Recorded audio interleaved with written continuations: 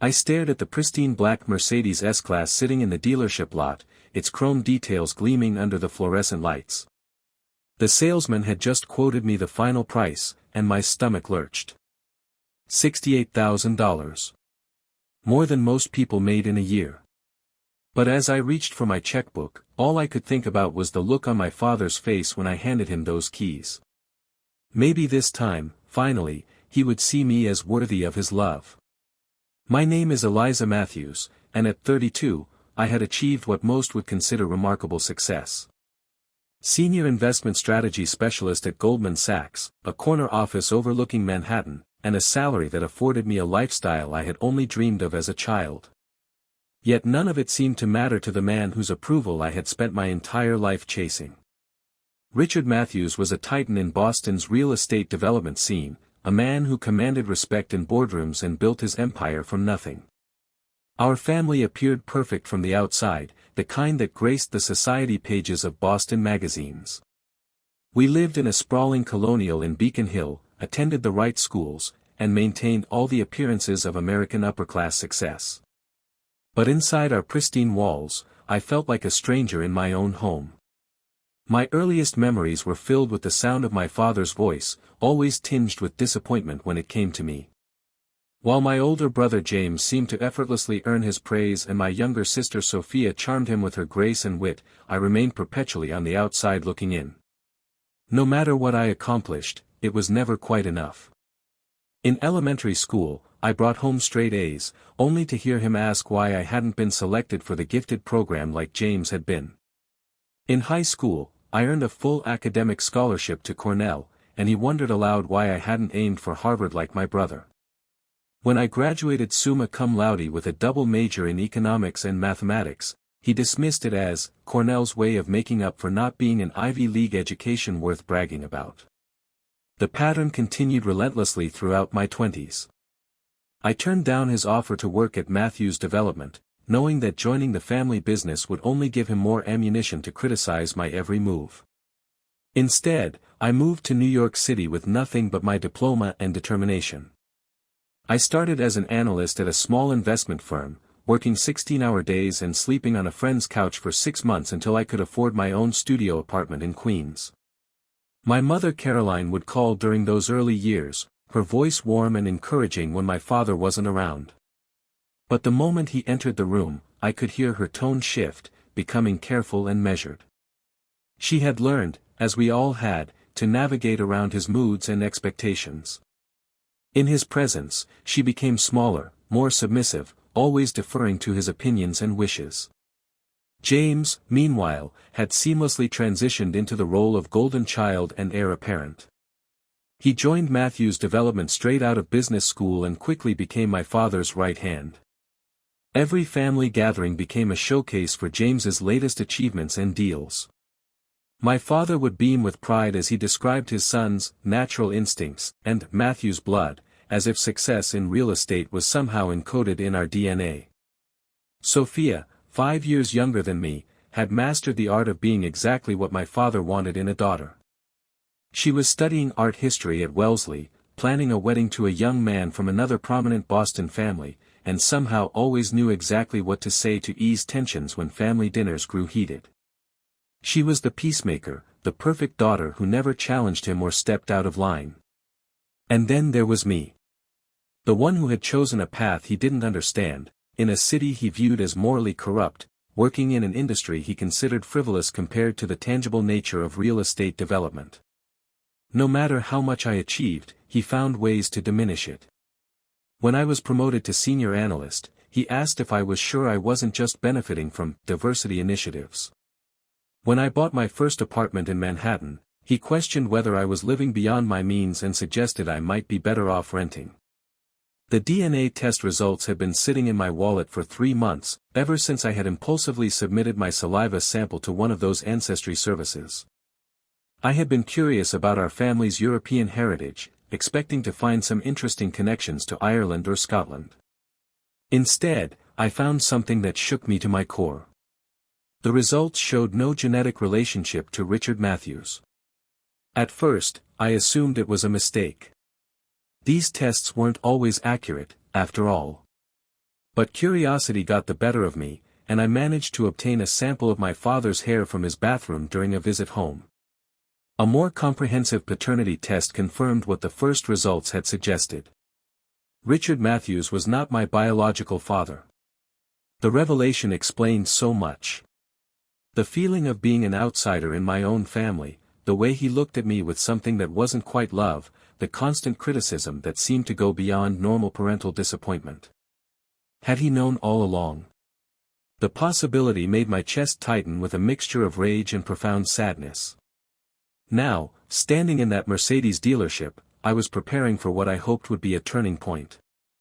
Father's Day was approaching, and our annual family gathering loomed large in my mind.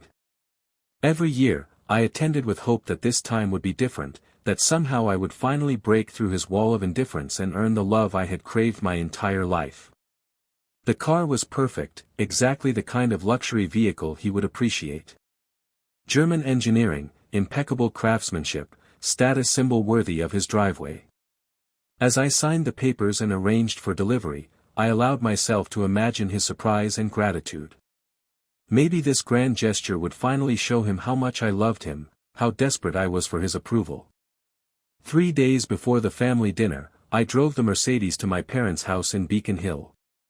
The morning was crisp and clear, and the car handled beautifully as I navigated the familiar streets of my childhood.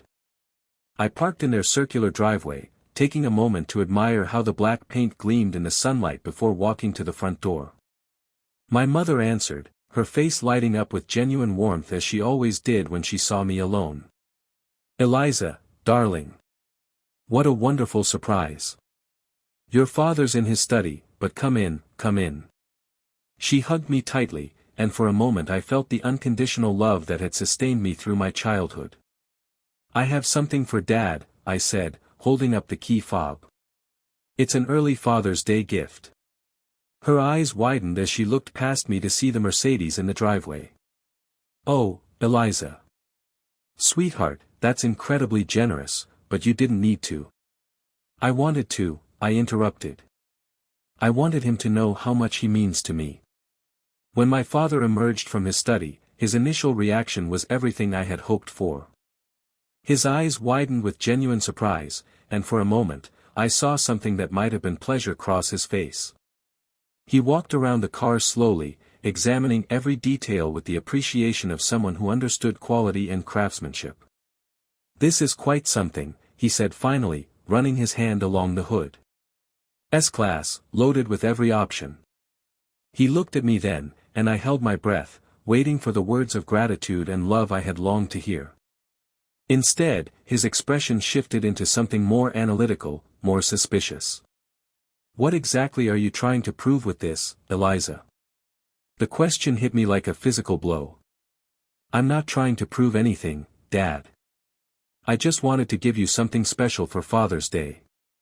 He took the keys from my hand and climbed into the driver's seat, starting the engine and listening to its quiet purr. "German engineering," he mused.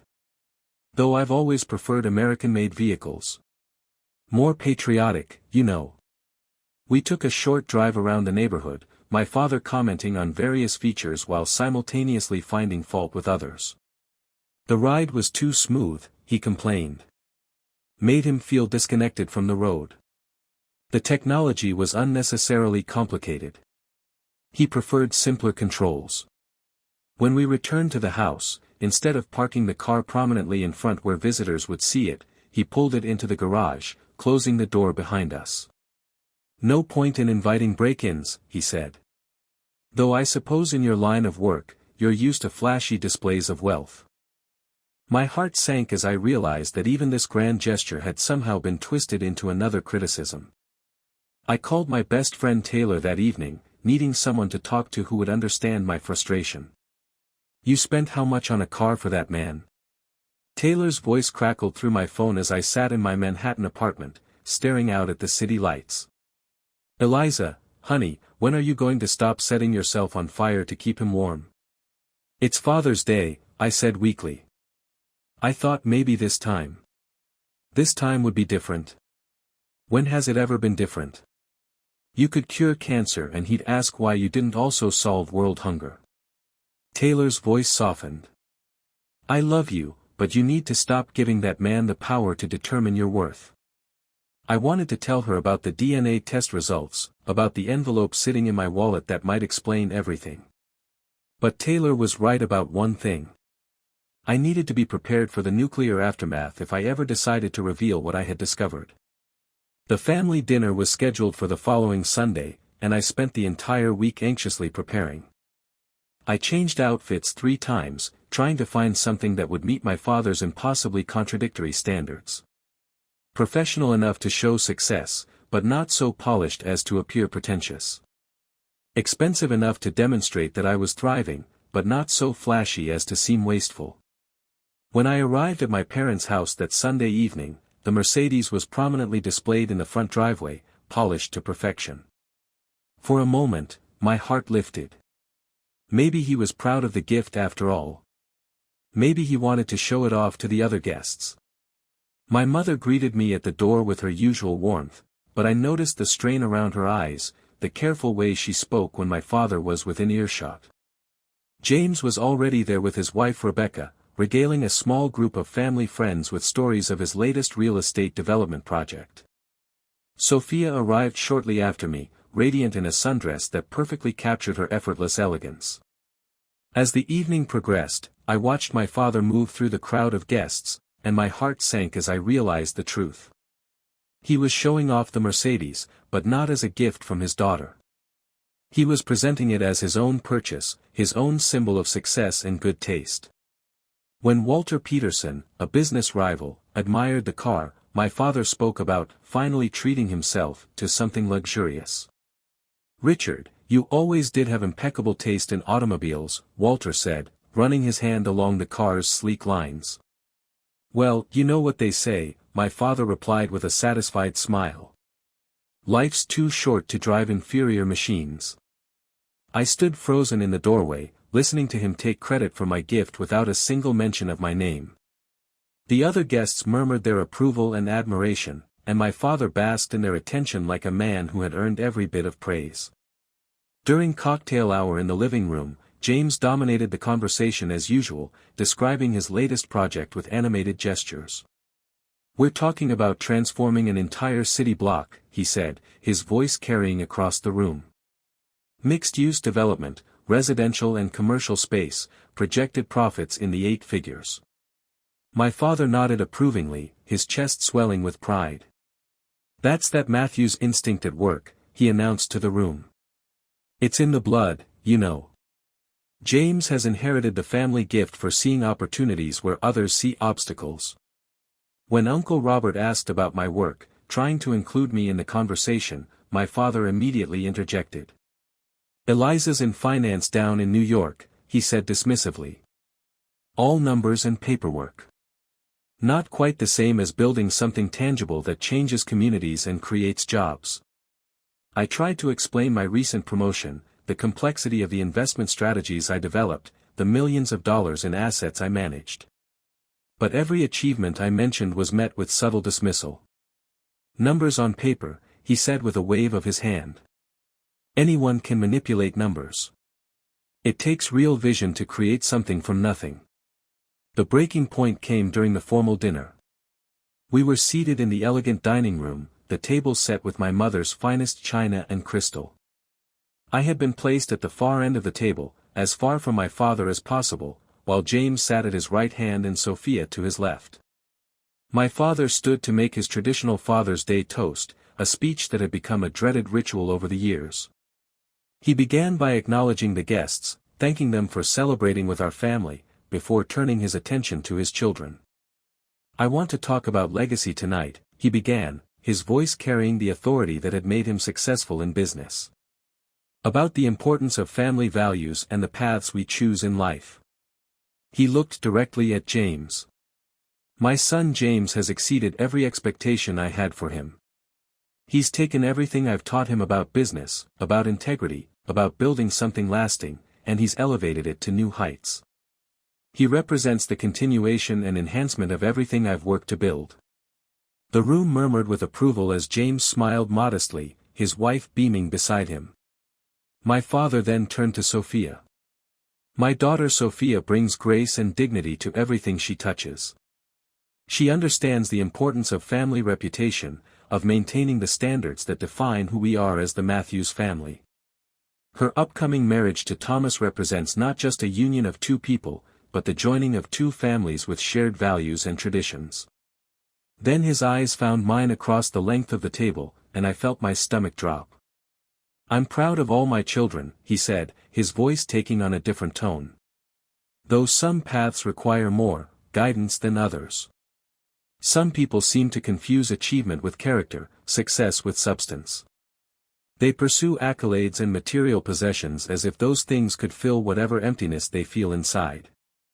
The room had gone completely silent. I could feel every eye on me, could see my mother's face pale with embarrassment, could hear Sophia's sharp intake of breath. James was trying to hide a smirk behind his wine glass.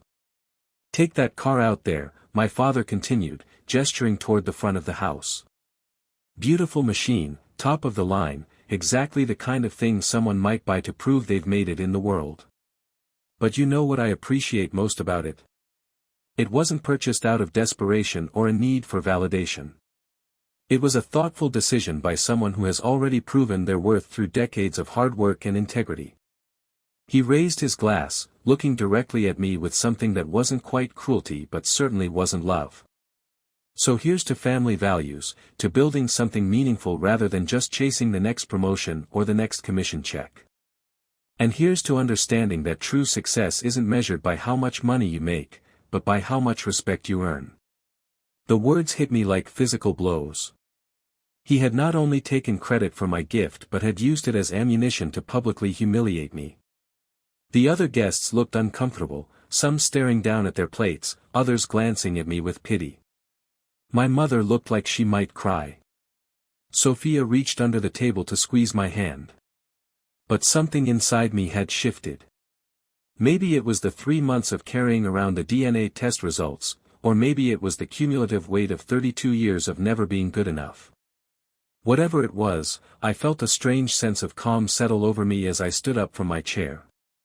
You know what, Dad? I said, my voice steady and clear. You're absolutely right about one thing. That car out there was purchased by someone who wanted to prove their worth, to show their love and appreciation for a father who has never once told them they were proud of their achievements. The room was dead silent now. I could hear the ticking of the antique clock on the mantelpiece, the distant sound of traffic on Beacon Street. I've spent 32 years trying to earn your approval, I continued, reaching into my purse and pulling out the envelope that had been burning a hole there for months. I've achieved more than most people dream of, worked harder than anyone should have to, sacrificed relationships and opportunities, all in the hope that someday you might look at me the way you look at James and Sophia. I walked slowly around the table toward him, the envelope in my hand. But I finally understand why that was never going to happen. The problem wasn't my achievements or my character or my choices. The problem was much more fundamental than that. I placed the envelope on the table in front of him, my hand surprisingly steady. Happy Father's Day, Dad. Though I guess that's not really accurate, is it? The confusion on his face was evident as he looked down at the envelope, then back up at me. Eliza, what are you talking about? I'm talking about DNA, I said simply. I'm talking about the fact that after 32 years of wondering why you could never love me the way you love your other children, I finally have an answer. I'm not your daughter, Richard. I never was. The sound that escaped my mother's throat was somewhere between a gasp and a sob. James dropped his wine glass, the crystal shattering on the hardwood floor. Sophia's hand flew to her mouth, her eyes wide with shock. My father stared at the envelope as if it might explode. That's impossible, he said, but his voice lacked conviction. Is it? I asked. Because suddenly everything makes perfect sense. The way you've treated me my entire life, the constant criticism, the impossibility of ever measuring up. You knew, didn't you? You've always known. I turned to address the room full of stunned guests. I'm sorry everyone had to witness this family drama. But I think it's time for some honesty in the Matthews household. Looking back at my father, I felt a strange sense of liberation. I've spent my entire adult life building a successful career, earning respect in my field, creating a life I'm proud of. And I did it all while believing there was something fundamentally wrong with me because I couldn't earn my father's love. It turns out the only thing wrong was that I wasn't actually his child to begin with. I walked back around the table to where I had been sitting, picked up my purse, and headed toward the dining room door. "The keys to the Mercedes are on the kitchen counter," I said without turning around. "Consider it a farewell gift. From someone who finally understands that your approval was never worth chasing in the first place." As I walked through the living room toward the front door, I could hear chaos erupting behind me. My mother was crying, James was shouting something about lawsuits and slander, and my father's voice rose above it all, demanding that I come back and explain myself. But I was done explaining. I was done defending my choices, my achievements, my worth as a human being to a man who had never seen me as worthy of his love because I had never been his to love in the first place. I climbed into my rental car and drove away from that house for what I somehow knew would be the last time as a member of that family. In my rearview mirror, I could see my father standing in the doorway, the envelope clutched in his hand, his mouth moving as he shouted something I couldn't hear and no longer cared to understand. The drive back to my hotel in downtown Boston gave me time to process what I had just done. My phone was already buzzing with calls and text messages, but I ignored them all. I needed silence, needed space to breathe and think and figure out what came next. At the hotel, I finally looked at my phone. 17 missed calls, 29 text messages. Most were from family members, but there were also calls from several of the dinner guests, probably wanting to know if they had really witnessed what they thought they had witnessed. The first text was from Sophia, sent just minutes after I had left the house. "Eliza, please call me. I love you no matter what. This doesn't change anything between us." There were several messages from my mother, starting gentle and becoming increasingly frantic. "Sweetheart, please come home so we can talk about this calmly. Eliza, there are things you don't understand, things I should have told you years ago. Please, baby, don't let this destroy our family." James had sent a characteristically threatening message: "If you don't return that car and retract those accusations, I'll have our lawyers contact you Monday morning. This is slander and we won't tolerate it." But it was the final message, sent from a number I didn't recognize, that made me sit down hard on the hotel bed. "This is Mom. I'm using Sophia's old phone because your father took mine away. What you said tonight, the DNA test, is it really true? I need to see you. Alone. Can you meet me at the coffee shop on Newbury Street tomorrow morning at 10? The one where we used to go when you were little. There are things I need to tell you, things I should have told you years ago. I love you, sweetheart. I'm so sorry." I stared at that message for a long time, my hands shaking slightly as the full implications of what I had set in motion began to sink in. My entire family was in chaos, relationships were shattered, and I was about to learn truths that would fundamentally change my understanding of my own origins. But for the first time in my adult life, I felt genuinely free. Free from the crushing weight of seeking approval that would never come, free from the endless cycle of achievement and disappointment, free from the nagging sense that I was somehow fundamentally flawed. I turned off my phone and ran a hot bath, sinking into the steaming water and finally allowing myself to cry. Not tears of sadness or regret, but tears of relief. I had finally stopped trying to force myself into a space where I was never meant to fit. The next morning, I arrived at the coffee shop 15 minutes early, choosing a corner table where my mother and I could talk privately. She appeared exactly at 10 o'clock, looking older than I had ever seen her, her usually perfect hair disheveled and her eyes red-rimmed from crying. "Mom," I said as she sat down across from me, and for the first time in years, the word felt completely natural and unguarded. "Oh, sweetheart," she whispered, reaching across the table to take my hands. "I'm so sorry. I'm so sorry you had to find out this way. I'm sorry you had to grow up feeling like you weren't good enough when the truth was so much more complicated." Over the next 2 hours, my mother revealed the story I had never known. During her sophomore year at Boston University, she had fallen deeply in love with a graduate student named Thomas Keller. He was studying literature, writing poetry, dreaming of becoming a professor. Her wealthy family had disapproved of the relationship, considering Thomas beneath their social status and financial expectations. When she discovered she was pregnant, Thomas had wanted to marry her immediately. But her family had forbidden it, threatening to cut her off completely if she didn't end the relationship. Frightened and alone, she had broken up with Thomas without telling him about the pregnancy. Richard Matthews had been pursuing her throughout college, a determined young man from a good family who was already showing signs of the business acumen that would make him wealthy. When he learned about her situation, he had offered to marry her and raise the child as his own.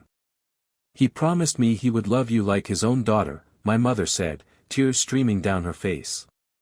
"And I think he tried, at first. But you looked so much like Thomas, especially as you got older. You had his eyes, his expressions, his way of thinking about the world. And I think every time Richard looked at you, he was reminded of the man I had loved before him." The revelation explained so much about my childhood, about the way my father had treated me with a kind of distant resentment that I had never understood. It wasn't that I was inadequate, it was that I was a constant reminder of my mother's past love, a living symbol of the fact that she had chosen him not out of love but out of desperation and social pressure. "Does Thomas know about me?" I asked. My mother shook her head. "I never told him. He went on to finish his PhD, became a literature professor at a small college in Vermont. He married, had children of his own. I didn't want to disrupt his life with ancient history. But I found myself curious about this man who was my biological father, this person whose genes I carried, whose features I had inherited." After my mother and I parted ways that morning, both emotionally exhausted but somehow closer than we had been in years, I spent the afternoon researching Thomas Keller online. He was now a professor emeritus at Middlebury College, still living in Vermont with his wife of 28 years. He had published several books of poetry and literary criticism, and his faculty photo showed a man with kind eyes and graying hair who looked remarkably like what I imagined I might look like in 20 years. Over the next several days, the fallout from my father's day revelation continued to ripple through my extended family and social circle. Richard had hired a lawyer and was demanding that I return the Mercedes and sign a statement retracting my slanderous accusations. James was avoiding my calls entirely, while Sophia called every day to check on me and assure me that nothing had changed in her feelings toward me. My mother was caught in the middle, trying to manage Richard's rage while also reaching out to repair our relationship. The truth was that our relationship had never been stronger. For the first time in my life, she was speaking to me honestly, without the careful filter she had always employed to avoid Richard's displeasure. A week after the disastrous dinner, I made the decision that would change everything. I looked up Thomas Keller's contact information and sent him a carefully worded email, explaining who I was and asking if we might speak on the phone. I was prepared for him to ignore the message, to want nothing to do with a complication from his distant past. Instead, he called me that same evening. "Eliza," he said, and his voice carried a warmth that I had never heard from Richard Matthews. "I have to admit, your email was quite a shock. But I'm grateful you reached out. I'd very much like to meet you, if you're comfortable with that." We arranged to meet the following weekend at a quiet restaurant in Burlington, Vermont. The drive up from Boston gave me time to prepare for what might be an awkward encounter, but from the moment I saw Thomas Keller waiting in the restaurant lobby, I felt an unexpected sense of recognition and comfort. He was tall like me, with the same long fingers and the same way of tilting his head when thinking. But more than physical resemblance, there was something in his manner, his way of speaking and listening, that felt familiar in a way I had never experienced with Richard. Over dinner, we talked about everything and nothing. He told me about his work, his love of literature and teaching, his quiet life in Vermont. I told him about my career in finance, my life in New York, carefully avoiding the painful details of my relationship with the man I had grown up calling father. "I want you to know," Thomas said toward the end of our meal, "that if I had known about you, I would have wanted to be part of your life. Your mother was the love of my youth, and while I understand why she made the choices she did, I can't help but wonder how different things might have been. There was no pressure in his words, no demands or expectations. Just a gentle openness that felt like everything my relationship with Richard had never been. 6 months later, I was living a completely different life. The legal battle over the Mercedes had been settled out of court, with me agreeing to let Richard keep the car in exchange for his agreement to stop threatening lawsuits. James and I had not spoken since that Father's Day dinner, but Sophia and I had grown closer than ever. My relationship with my mother had been transformed. Without the need to navigate around Richard's moods and criticisms, she had become the warm, supportive parent I had always needed. She was seeing a therapist, working through her own guilt and regret about the choices she had made 30 years earlier. Thomas and I had developed a careful, respectful relationship.